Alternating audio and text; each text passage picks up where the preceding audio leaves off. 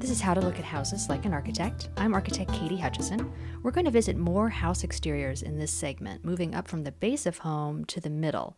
Since most of us have a base, middle, and top, which might translate as legs, torso, and head, we generally relate well to buildings which are similarly organized.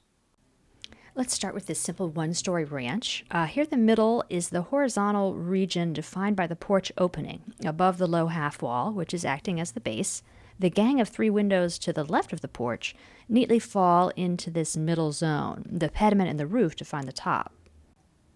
The front of this cape relies more on trim and material treatment to define the 3 regions. Here the base is the narrow band defined by the white water table trim and foundation, with the shingled wall acting as the middle, and the fascia trim and eave line setting off the roof as the top.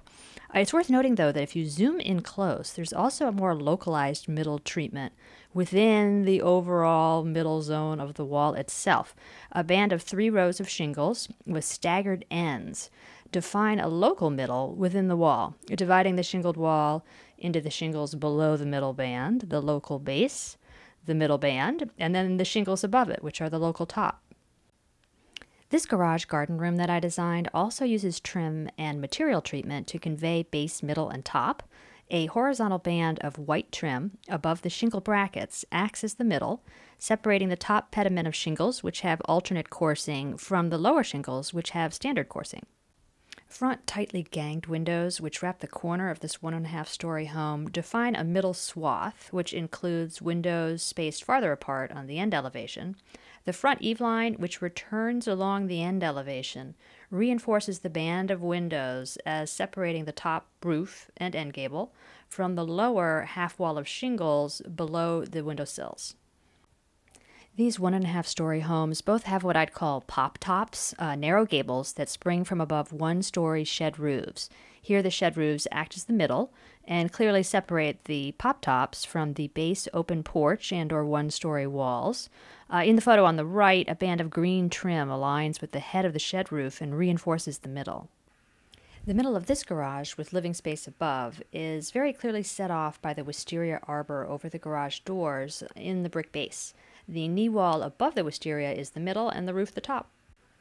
Building and roof overhangs are commonly used to establish the hierarchy of base, middle, and top. The recessed porch on the left and the wraparound porch on the right establish the base tier. Roofs with 2 pitches, such as the hipped gable on the left and the gambrel on the right, often create a middle region in the lower leg of the roof pitch.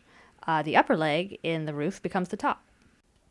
The red sidewalls of this contemporary design, which has a butterfly roof, are acting as the middle.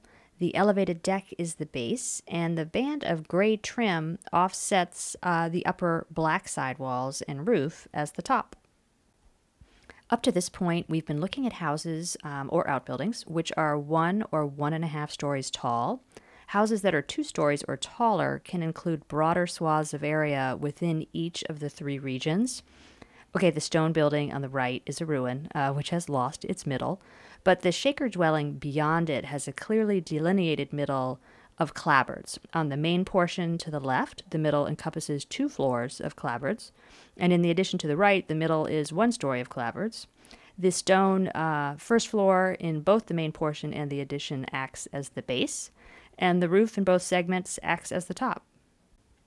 These Federal-era buildings both illustrate another way to indicate base, middle, and top, and that's graduated window heights. On the right, main-level windows are the tallest, mid-level or middle windows are a bit shorter, and top-level windows are the shortest. In the building on the left, the 3 regions are further reinforced by change in material and a trim band, so the granite foundation and stair are the base.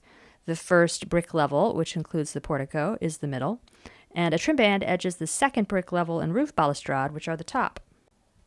As we've seen in these examples, how we define the middle of a house is relative to how we define the base and top.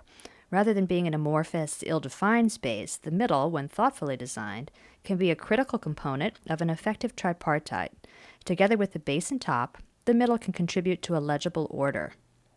Join me next time on How to Look at Houses Like an Architect when we discuss the top of houses.